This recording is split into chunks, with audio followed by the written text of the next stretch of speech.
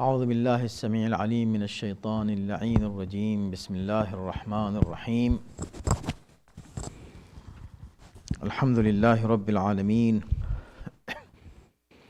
والصلاة والسلام على سيدنا ونبينا ومولانا أبي القاسم محمد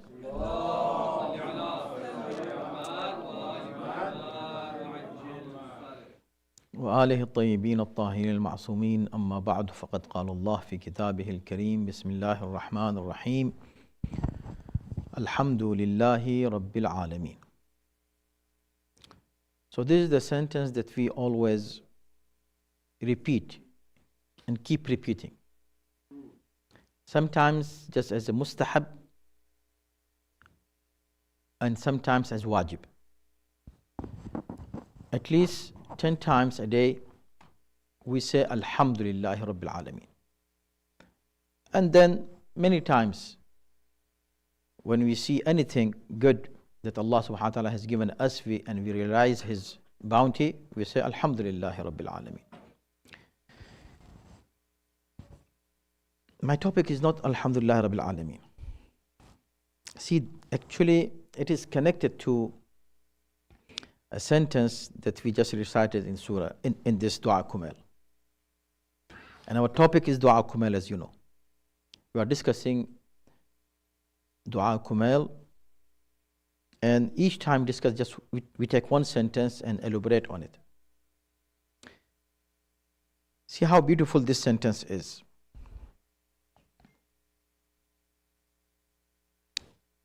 Talking about the adab and chastisement that Allah has warned us of in Quran. If you do this, you will get a reward. If you do this, you will get the punishment. The punishment is very harsh, a very hard punishment that Quran has mentioned. So in this passage that we are discussing for many weeks, Ilahi wa Sayyidi wa Rabbi, O my Lord, O my honor, and O my nourisher. Aturaka mu'adhibi, are you going to punish me? You, my Lord. Just like you talk to your parents when they are angry at you, and you want to please them. You come to them, Baba, Mama, why you are angry? Right? So you be very nice with them and talk softly. Why are you so angry with me? Why you? So you are talking to God, to Allah. أتراك معذبي بنارك بعد توحيدك. We discuss every single sentence and has its own beauty, every sentence. Are you going to punish me? Ya Allah, you are Ilahi, Sayyidi, Rabbi. Are you going to punish me? I know I deserve your punishment, but you, who you are, I have confessed your tawheed. وبعد من طوى عليه قلبي من معرفتك. Your recognition, your knowledge is there in depth in my heart. وَلَهِجَ بِهِ لِسَانِي مِنْ ذِكْرِكَ. My tongue got used to invoke your name. وَأَعْتَقَدَهُ ضَمِيرِ مِنْ حُبِّكَ. Out of your love, my subconscious also has accepted that reality. وَبَعْدَ صِدْقِ اعْتِرَافِي. And wholeheartedly I acknowledged your love. وَدُعَائِي خَاضِعًا لِرُبُوبِيَّتِكَ. And my dua, my supplication to you, while I am humble in front of your rububiyyah. So here is the point. Now the next, of course we can go and talk much about it, but I'm going fast. Hayhat. Ya Allah, what I have heard about you, what I believe about you, أنت أكرم من أن تضيع من ربيته. This is the sentence today we are going to discuss. أنت أكرم. You are greater than. You are more generous than abandoning someone that you have ربيته, you have nourished, you have cherished, you have raised. Remember, earlier we had talked about how God is Khaliq, creator, and how He is Rabb. We don't say Alhamdulillah Khaliq al-Alamin, although He is Khaliq al-Alamin, but we say Alhamdulillah Rabbil Alamin. Why Rabbil Alamin? Because Khalq means creation. Allah has created many things. Other people also can be creators. Means the word creation, creator, khalq, khaliq, can be used for other people as well, who create something. They are creator of something. For subhanallah, fatabarakallahu ahsanul khaliqeen. Allah is the best of the creators. It means there are creators, but their creation and God's creation has difference. They create people. No one in the whole world can create anything out of nothing. No one can, except Allah. So this is the difference between Allah's creation and human being when they create something. As the cloning. In the cloning, when the cloning first time happened, on the Time magazine, the title was this. There was an article inside, and the title of the article was "The Creator of Dolly." Dolly was the sheep that was created, and Dr. Jan Wilmot, I think this was his name, who named that sheep what? Dolly. And many youth came to me and said, Maulana, see, you say Allah is the creator, and now human beings are also creators. This scientist has made a copy of this sheep. Copy. Exactly the same thing. He created the same thing. It's called cloning. So they did the cloning. I said, I know they did the cloning. And the first cloned sheep was Dolly. I know that as well. But how you say they are creators? You see, this is what they say, the creator of Dolly. I said, yes, they are creator of Dolly. I also will accept them as a creator. I will accept this scientist as a creator. I also will, if. So what if? I said, see, this scientist has created the Dolly from a single cell, from a donor sheep, single cell. I don't want them to create a big, sheep, that big sheep. No. I want them to create that very tiny cell out of which they have created this Dolly. Can they do that out of nothing? They say no. How can they do out of nothing? I said, this is the difference between Allah's being creator and these people being creator. They created, and also, if you read the cloning, the process of the cloning is, they followed all the process of nature that Allah subhanahu wa ta'ala created. Everything is creation of God. So originally you should not be using the word creation, you should use the word developing. You developed something that was there already. But Allah does not do that. Kun fayakun. He does something and it happens out of nothing. There was nothing and there is thing. So from thing, you make a thing. All the scientific discoveries, you might call them creations. Yeah, but from something. You are developing something from something. I can give you tons of examples and very interesting examples of those. I first time when came to Chicago, somebody took me to the museum, the science museum. I said, wow, let's go. This is my interest. I love to learn. I went there. I saw an incubator. What was happening there in the incubator? They had placed some eggs, and without the mother, of course, eggs were from the mother hen, but the hen sits on the on the eggs in order to bring the result of what?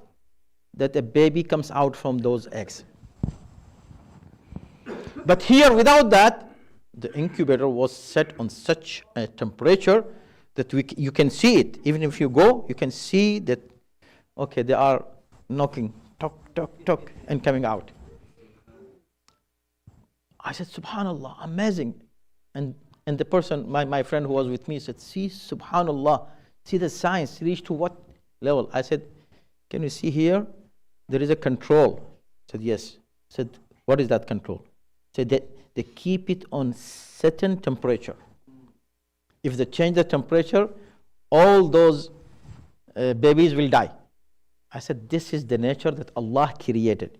When a hen sits on the eggs, the temperature that is there, that Allah has decided to be this temperature, the science cannot move from that decided temperature of Allah subhanahu wa ta'ala.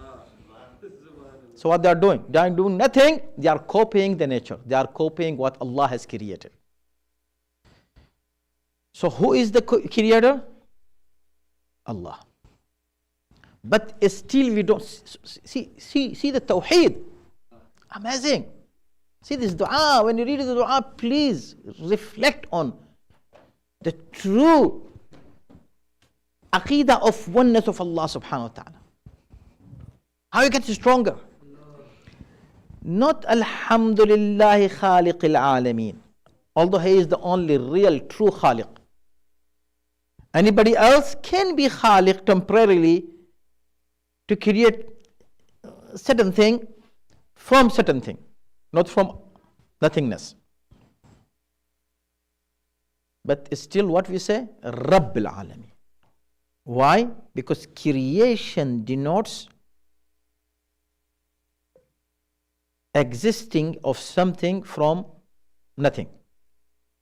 Something was not there and now it is there. It's called creation. That's it. And once somebody creates something, this is the creation. But after creation, day by day, hour by hour, minute by hour, minute, keeping track of the development of that creation is called the rububiyyah. Allah does not only create human being. If Allah creates you and leave you alone, you will die right away. After creation, Allah subhanahu wa ta'ala makes the arrangements of your development, of your growth.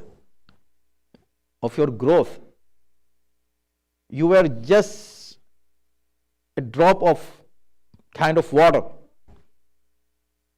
Then 9 months of amazing miraculous development in the womb of mother. Subhanallah, every single step is miracle. I have talked to many doctors in the hospital. I said, how this is possible? How this is happening? They give you, classes if you have a baby. And they explain everything. And when I would ask questions, they would say, see, we don't know. This is a miracle, although we don't believe in miracles. They don't believe in miracles, but everything is miracle. They try to explain it based on the scientific, reasonings. I asked them who thought this baby to get the milk through sucking. Who taught him to do this? Do this so you'll get. I said, no, this is nature. I said, how it is nature? So, someone should tell him, hey, don't do this way. Do it this way. The other way, no, not this way, this way, this way, this way. The baby knows better than you how to get his, the food from the chest of the mother. Even the baby knows better than the doctor. You don't need to teach him. Comes, he's not blowing. He does not blow and you say, no, don't blow, suck it. He knows what to do. Who taught him? Ask them. Said, this is nature. I know nature, but there should be some. This is a miracle. We cannot tell you. We have no answer for that. This is one question. Thousands of questions only in creation of one human being in the wombs of mother. Who is doing that? Nature? Nature suddenly just everything is random. It doesn't make any sense, brothers and sisters. So God is the creator. But not only creator, God is every minute making all the arrangements for your growth, for your life ahead. Did not abandon you, did not leave you. We can talk more. I want to stop here to open the discussion. But see the sentence, just the translation of the sentence. Allahu Akbar. It says, Hayat, anta akramu. You are more generous than abandoning someone. أن تضيع من ربيته, who you raised until today. So, in whatever stage I am today in my life, in whatever stage,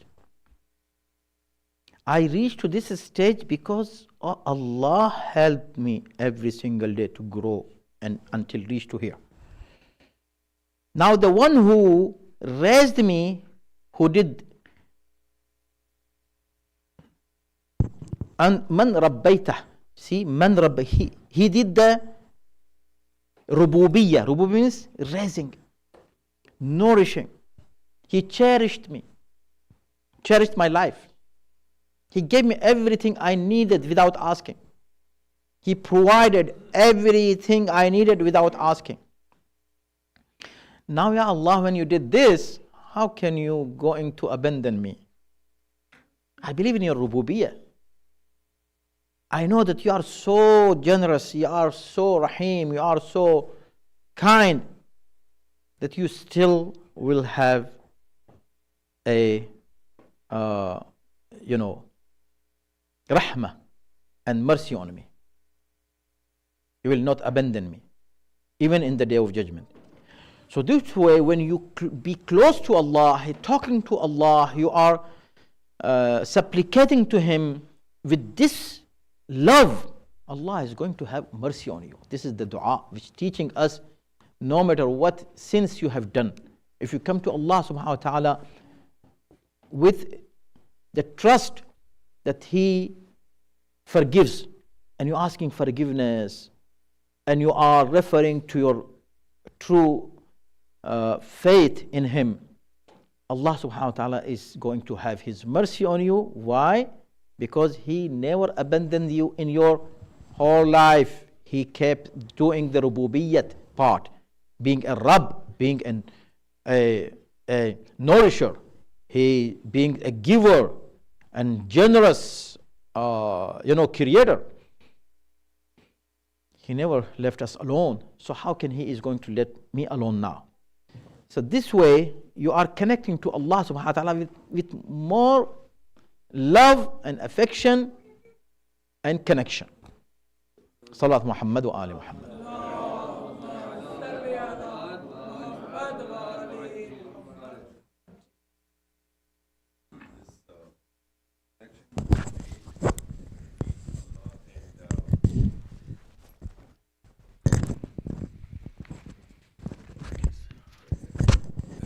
we are assuming that when we are going, a human being is, this is explaining a situation where a human being is going to be punished by Allah. So of course Allah is angry, right?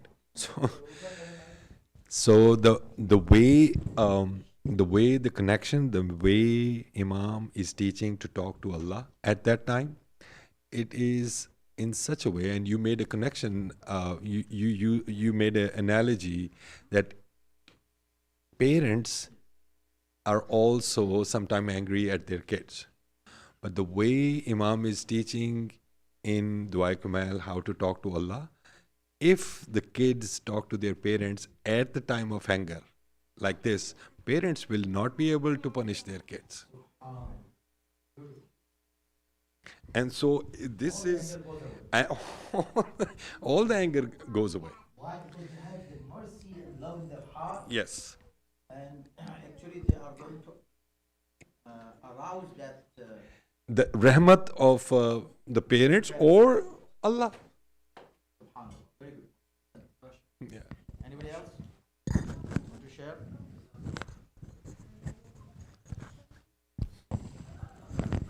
In any language, Urdu, English, Arabic, Farsi, Turkey, Spanish, Chinese, Japanese, any.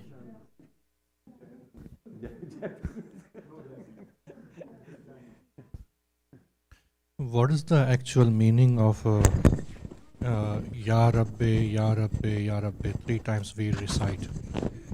Yeah, so see, Rabb, Allah's being a Rabb is for everyone. For mu'min, for non-mu'min, for believers, non-believers. Allah is Rabb for all. Rabbil Alameen. He is even Rabb of Fir'aun. And the same time he is Rabb of Musa. So from the side of Rububiyyah, he is Rabb for everyone. He's giving everyone without asking. But Rahim, he is only for mu'mineen. So we ask Allah, Ya Rabbi, Ya Rabbi, Ya Allah, if you have the mercy, if you continue the mercy and the love and compassion and the grace and the favor that you do to other people, even non-Muslims, if you even continue that to me, I will be safe in the day of judgment. Even if you keep that one, if you go higher, then you will receive the special mercy, which is Rahim. Allah is Rahim in Akhirah for mu'mineen. Rahmah, subhanallah. So you have greater level. But at least the least thing is to you accept him as a Rabb, and he accept you as his servant who is believing in his rububiyyah. Ya Rabbi, Ya Rabbi, oh my Rabb, oh my Rabb, oh my Rabb. Keep repeating. This is the philosophy.